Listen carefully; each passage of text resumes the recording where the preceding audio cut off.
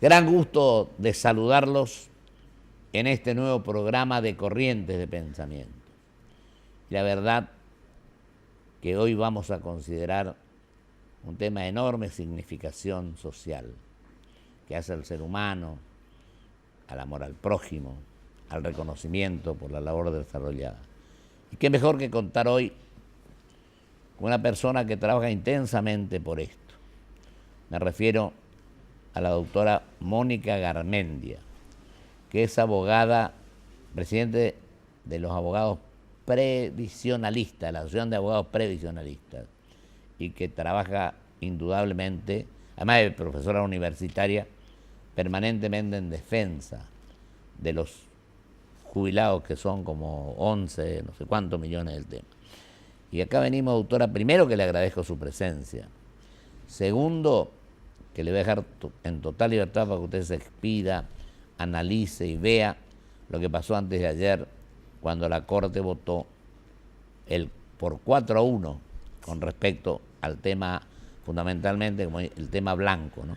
Sí, es el caso Blanco. El caso Blanco. Yo la dejo, doctora, que usted se expida con tranquilidad. Bueno, muchas gracias. Sí, es un caso que salió, que estábamos esperando la resolución. El 18 ya sabíamos que iba a expedirse la Corte. 3-2 se hablaba, ¿no? Se hablaba 3-2 y se hablaba también que iba a solicitar la Corte, así como lo hizo hace 20 años en el caso Badaro, que se expidiera el índice, el poder legislativo. Exacto. Porque el problema surge de la aplicación, la operatividad que tiene el artículo 14 de la Constitución cuando habla de las jubilaciones y pensiones móviles. Así es. El tema que el cambio que hubo de la ley actual de jubilaciones, la 24241, que es una ley totalmente fraccionada, porque al sacar el tema de capitalización y volver al sector estatal, ya dejaron muchos artículos y no se trató y se derogó muchos artículos de actualización del haber, cómo se actualiza y se hace operativo ese artículo 14. Querida Mónica, yo le pedía que le dijera del año que es la ley que acaba de mencionar usted. La 24241 es una ley que cambió del sistema cuando se crearon tanto el privado como el de capitalización en 1994. Exacto. Eso fue modificándose y después en el 2008 se hizo el traspaso de vuelta al Estado. Representaba mi provincia en el Senado. Sí, exactamente. Hemos hablado alguna vez. Hasta el 2001. Es hasta el 2001, exactamente. Bueno, esta ley trajo más o menos que las personas que se jubilaban no alcanzaban a cobrar ni un 50% de lo que sería el haber en actividad. Acá hablamos, o la gente habla, tiene muy en la conciencia el tema del 82% móvil. O sea, yo trabajo durante mi vida activa, y aporto, contribuyo al sistema previsional durante toda mi vida activa, y cuando me jubilo, ¿cuánto voy a obtener de jubilación? Claro. Y ahí está el tema, ¿cuánto va a obtener de jubilación? La 24241 se habla que no tiene más de un 40, no llega al 50% de un haber, y que no se reajusta como corresponde. Entonces, la gente que se jubila y que hizo aportes al sistema, inicia un juicio de reajuste para que le recalculen el haber jubilatorio y le tomen esos 120 meses, el promedio de los 120 meses, actualizado por algún índice que traiga aparejado una mejora, porque si no, con el transcurso del tiempo, el haber de jubilatorio, obviamente que se va desvalorizando. Diluyendo con la inflación. Exacto. Y con el costo de los alimentos. Se habla que la canasta básica de un jubilado es de 26.000 pesos. El jubilado que hoy cobra un poquito más de 9.000 pesos de mínima y que no tiene derecho porque ha accedido al sistema por medio de una prestación de carácter asistencial como moratoria o la pensión universal para adultos mayores, no tiene posibilidad de iniciar un juicio de Claro. reajuste. El juicio de reajuste lo pueden realizar aquellas personas que han trabajado en relación de dependencia y una vez que han pasado a ser pasivos, se va depreciando el haber.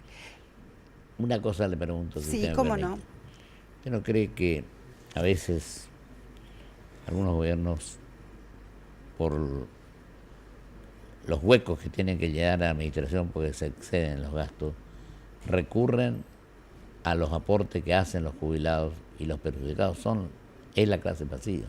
Exactamente, usted está refiriéndose ahora al Fondo de Garantía de Sustentabilidad, Exactamente. que era el famoso fondo donde decían los distintos directores ejecutivos de ANSES que había mucho dinero en el fondo y la obligación como funcionarios te es manejar ese fondo haciendo operaciones que sean favorables. Totalmente. Porque lamentablemente hay también un tema laboral de mucho trabajo precario, mucho trabajo en negro, trabajos nuevos como los que se ven en la calle, con los carritos con las bicicletas y demás, donde la gente no hace aportes. Entonces hay una tendencia en toda Latinoamérica, usted lo ve, se está viendo, que el sistema contributivo está en crisis. En crisis. Que se necesita cada vez más trabajadores en blanco para poder solventar un jubilado o una pensionada. ¿Y usted no cree, querida doctora, que a veces esto del trabajo en negro, pues yo veía una vez, leía, diremos, que los jóvenes que empiezan a trabajar a veces prefieren trabajar en negro porque si no hacen los aportes y después los déficits del Poder Central se los lleva a los fondos? Se desvaloriza por el tema de que no tiene claro. una actualización, que es, volvemos al tema del artículo 14 bis, o sea, los distintos proyectos, incluso de cambios de leyes previsionales, quieren tomar el total de la vida activa. Con lo cual hay fluctuación, depende de las crisis, ¿no? Lo que estuvimos comentando. Usted me comentaba también, hablábamos hoy, antes del programa, que cuando a nosotros nos tocó gobernar nuestra provincia, 83-87, una de las primeras medidas que tomamos fue el 82 y 75% móvil y automático a jubilados y pensionados. Integramos el instituto y lo presidía el presidente del centro jubilado.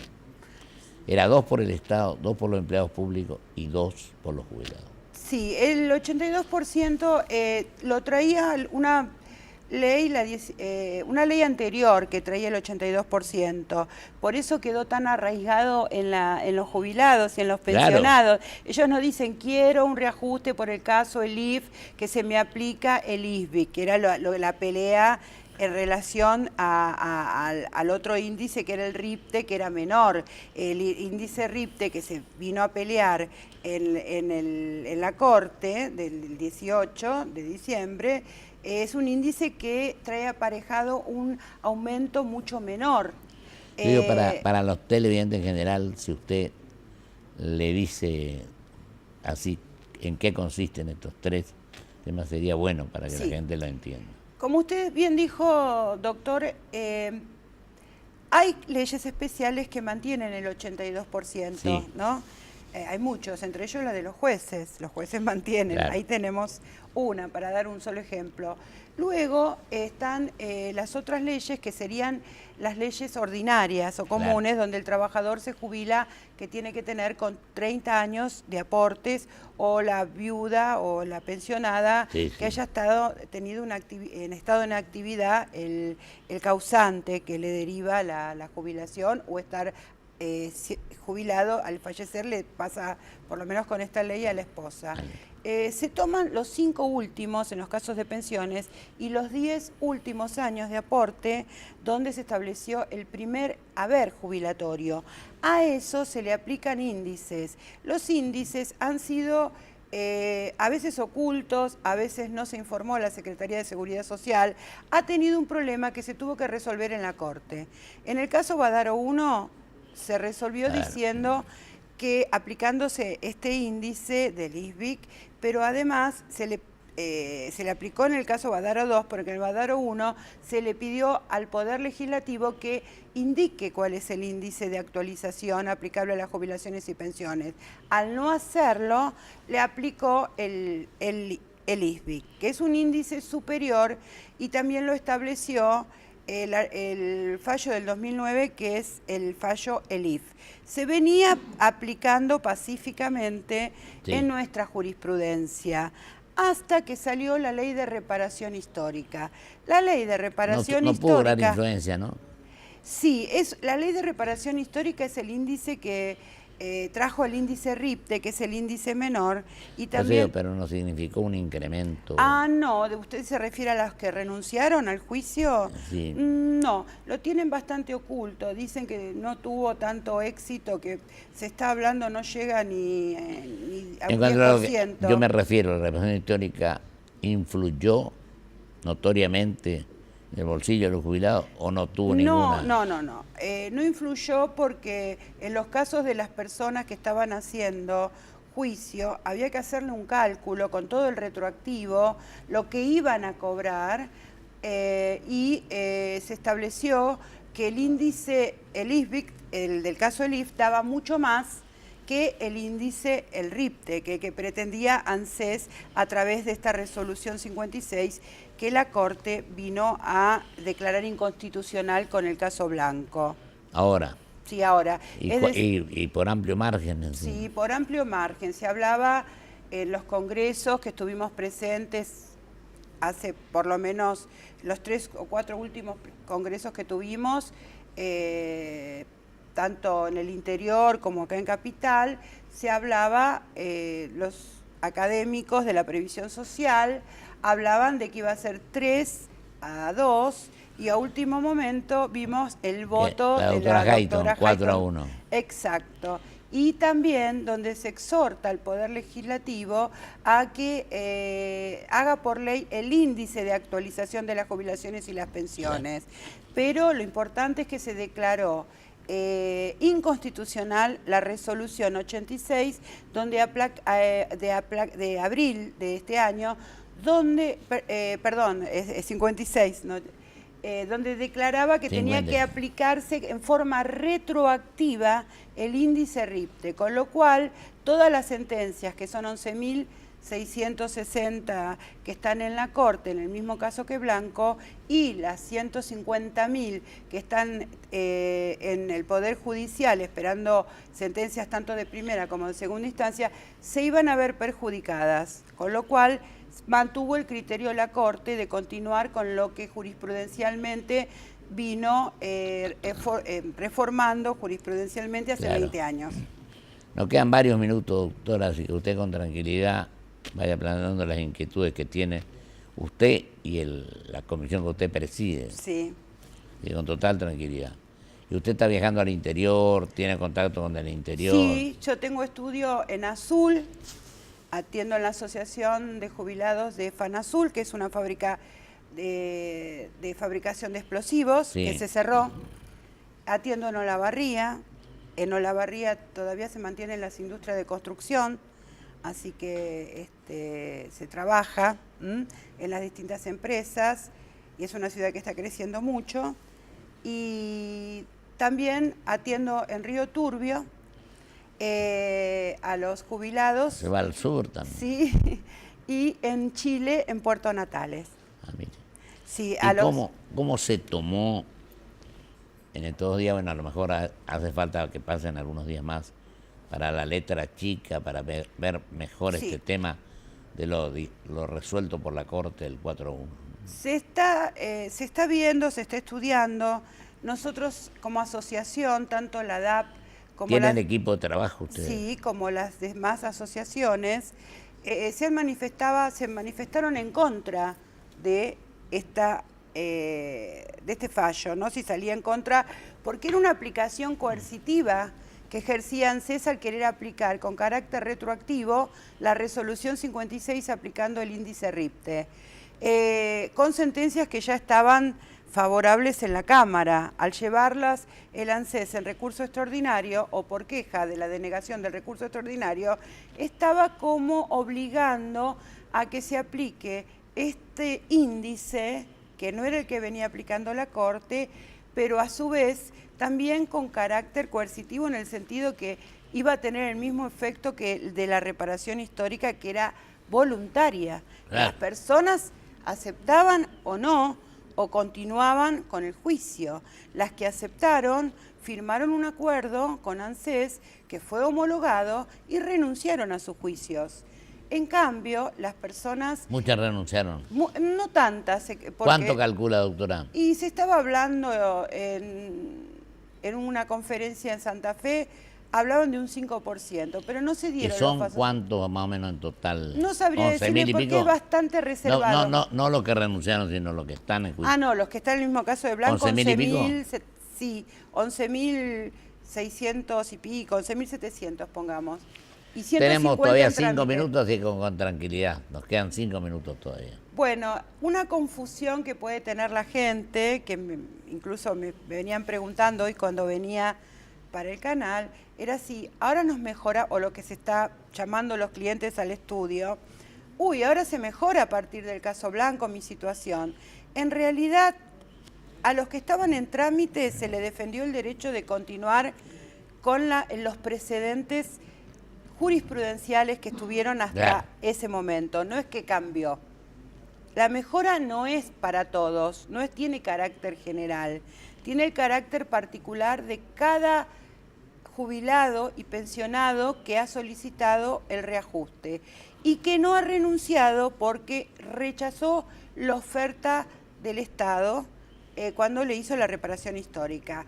Decidió continuar y obtener una sentencia digna, donde se le mejore dignamente el haber jubilatorio para que pueda hacer frente a todo. O sea que no es para todos. Y 26.000, dice usted que... Sí, se estaba hablando 26.000. Acá ha venido varias veces el defensor de la tercera edad, que es el doctor Eugenio Semino, un gran amigo.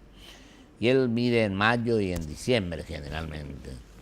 Sí, antes y la se última hablaba de vez creo 21 y pico. Sí, creo que adelantó un poco, 21 y pico le da. Sí.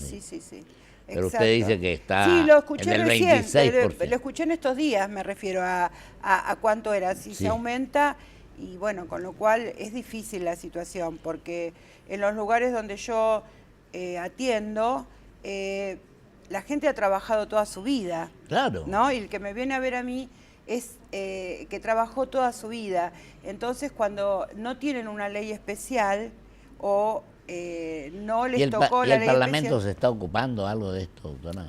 El año pasado... ¿Hay un proyecto? El año pasado, esta misma fecha, teníamos un año que cambió la ley de movilidad, la mal llamada ley de movilidad, donde se acuerda de los cacerolazos. Sí, cacerolazos. Yo venía de trabajar y digo, ¿qué pasó? No, y era porque se cambió también la ley donde se aplica el RIPTE y se aplica un índice combinado, que es menor, que tiene un 70%, que tiene en cuenta el costo de vida, ¿Un proyecto positivo, un proyecto concreto de legislador? No, concreto no, porque tampoco se está hablando ahora de la modificación de la ley previsional. También es un tema importante, ¿no? En un freezer. Eso, pero el año que viene, si bien digo, va a tener que tratarse el caso de Fernández Pastor, que es el que dijo que el índice lo perjudicaba a todos los jubilados al no tomarse en cuenta los incrementos de 3 meses, porque empezó a tener a partir de este año y viene el índice desfasado, no toma en cuenta la inflación. Fíjese, doctora, nos faltan 2 minutos. La reforma previsional, porque acá se plantearon varias reformas, no se hizo ninguna. Sí, nos hizo mucho decreto últimamente, que la está declarando ahora inconstitucional. Por eso le digo, reforma previsional no se hizo. No se está Reforma hablando política tanto. no se hizo. Reforma impositiva tampoco se hizo. Reforma laboral tampoco se hizo. Entonces yo creo que acá tenemos que ponernos con seriedad a analizar que tenemos la necesidad de que se hagan estas reformas.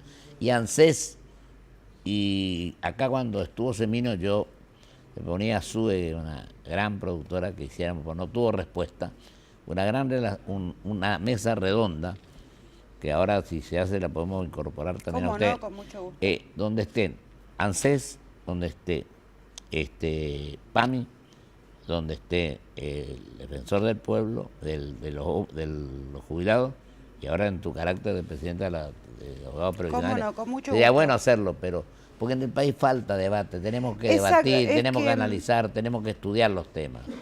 Nosotros estamos peleando últimamente como asociación para que se nos devuelva la UDAI de Atención Profesionales de ANSES, de profesionales que se nos cerró intempestivamente y hemos ganado un amparo. Estamos ahora en tratativas con ANSES para que nos dé una unidad de atención llamada SUDAI de ANSES, de profesionales que hemos tenido, donde nosotros podemos hacer todos los planteos ante cualquier inconveniente que tenga el jubilado, que designa a un apoderado para poder efectuar todas las peticiones que considere que tiene derecho. Nos falta y un estamos minuto, peleando doctora, eso. después.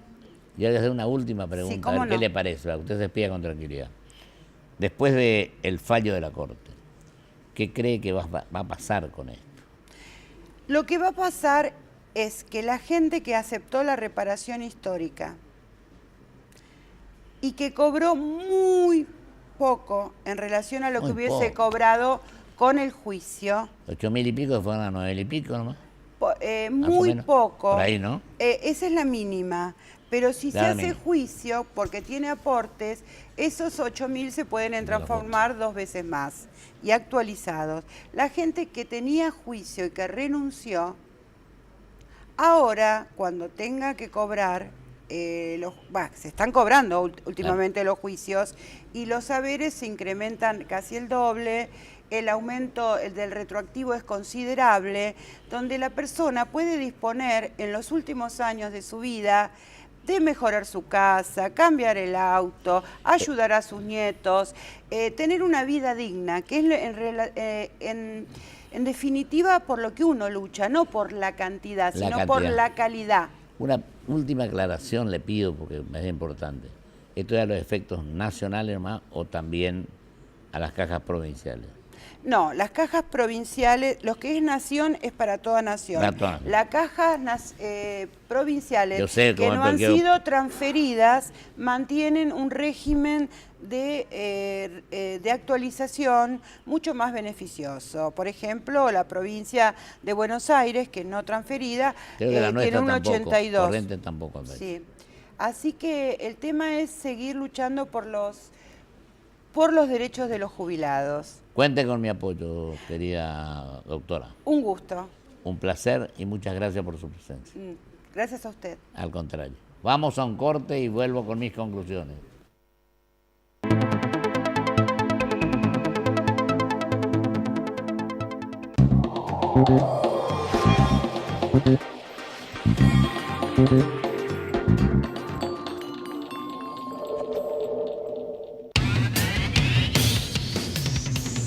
Osdeneo 1825.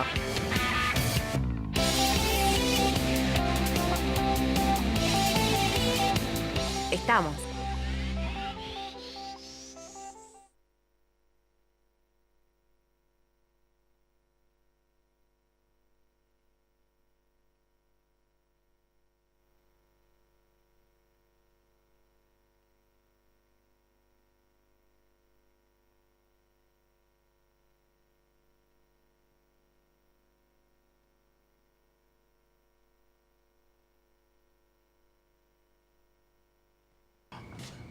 ¿Quién es Gala?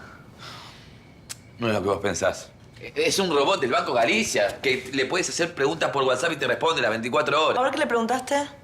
¿Qué quiso hacer el arquero en el primer gol de Croacia? ¿Por qué la picó? Si es un bot del banco, tenés que hacerle preguntas del banco. Hijo, claro que... Como si yo preguntara, ¿Marcos es o se hace? Ay, es. Es tu vieja, toma. Hola, ma. Sí, mira, justo la tengo acá. Va a ir ella a acompañarte al médico. Así charlan. Cuando somos libres para movernos, todo es posible. Start Your Impossible. Toyota. ¿Qué es crecer para vos? ¿Pudiste entrar, Abu?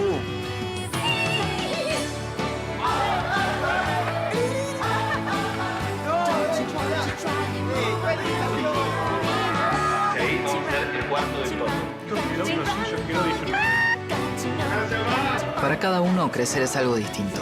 Lo importante es tener quien te acompañe. ¿Te parece que hice un video? Banco Ciudad. Te quiere ver crecer. Grupo Petersen, desde 1920, construyendo el país. IRSA, somos la mayor empresa argentina inversora en bienes raíces. IRSA, líderes en real estate.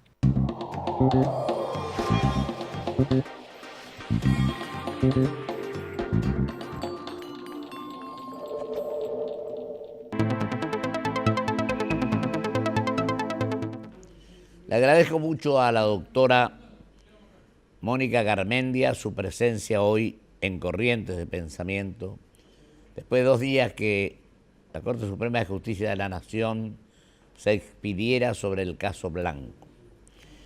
Debo decir que de una vez por todas tenemos que establecer una política de Estado que signifique defender como corresponde a la clase pasiva.